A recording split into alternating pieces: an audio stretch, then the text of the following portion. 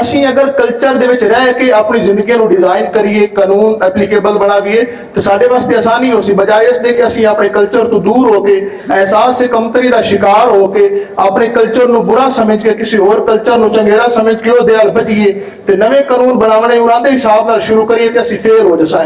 ਮੈਂ ਤੁਹਾਨੂੰ ਇੱਕ ਮਿਸਾਲ ਦੇਣਾ, ਸਾਡੇ ਕੋਲ ਪਿੰਡਾਂ ਦੇ ਵਿੱਚ ਜਾਂ ਸ਼ਹਿਰਾਂ ਦੇ ਵਿੱਚ ਸਾਡਾ ਤਹਿਜ਼ੀਬ ਹੈ, ਸਾਡਾ ਕਲਚਰ ਹੈ ਨਿਉਂਦਰਾ ਜਾਂ ਬਾਜੀ।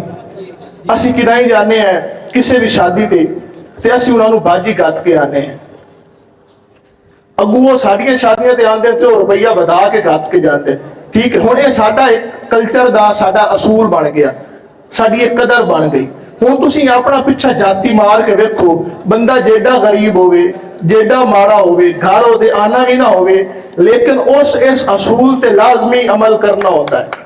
अगर वो किसी शादी ते गया तो उन्होंने भावे दाने वेच के घरों जावना पिया, उसका न्योंदरा पावना ही पावना है, क्योंकि उन्हें पता है अच्छा उससे कोई बंदा डांग लैके भी नहीं खलोता, उससे कोई ताज़ीरात भी नहीं गई, पुलिस भी काई नहीं आई खलोती होंगी भी बाजी ना गति तेन थाने लैके जावना है।